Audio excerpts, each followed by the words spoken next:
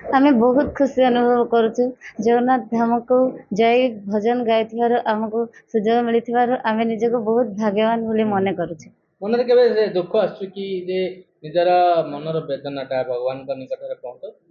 आमे भगवान को निकट में सब बेले प्रार्थना करछु जे समस्त मंगल हो। आमको आखि देना बोले हमर केबे भी माने माने दुख आमे प्रकाश करनो केबे भी से हमको आखि न देथिले मध्य हमको सब बेले चाहि रहि थांते।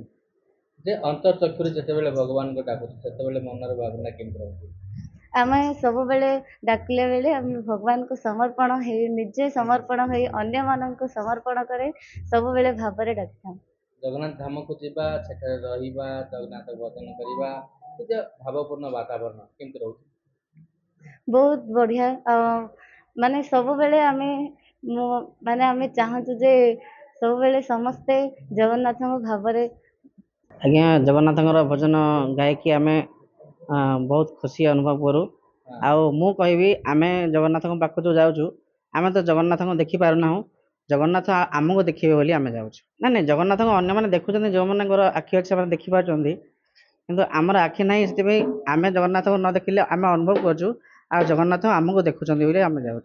सब वर्ष आम चाह रही था जे रथ यात्रा केबे आसीबो आमे पुरी जाए कि महाप्रभु को भक्तिपूर्ण भजन परिवेषण करिपारिबो एही आशा थाए। एही प्रस्तुति मध्य होइथाए एही वर्ष भी प्रस्तुति हमर चलीछि। एही वर्ष मध्य जिला प्रशासन तरफ हमको पूरी बड़दाण्ड रे गाइबा पई सुजोग मिलिछि। आमे निजको गर्वित मने करूछु जे हमको ए सुजोग मिलिछि।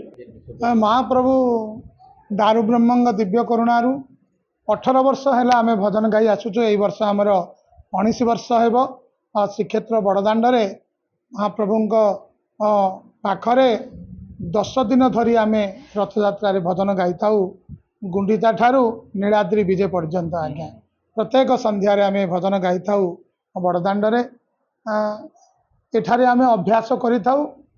श्रीक्षेत्र बड़दाण्ड रे जाई समर्पण भाव रे महाप्रभु पाखरे संगीत लगी सेवा करूँ। महाप्रभु मन प्राण रे समस्त प्रति स्नेह श्रद्धा कोटि आशीर्वाद समस्त प्राप्त हो यही आम आशा नहीं महाप्रभु पाखरे जाई भजन गाई था। सबुठ बड़ कथा देवस्नान पूर्णमी सरिबा मात्र के आमर प्रस्तुति आरंभ हो जाए। एतिक दिन आम कुआडे जाऊना आम भजन अभ्यास करि थाउ। केवल गोटे भाव थाए बड़दाण्ड रे रथ यात्रा केबे आसीबो आमे जाई सेठारे महाप्रभु पाखरे भजन गाइबू आखिरु 2 टोपा लुह झराई महाप्रभु पाद को धोई।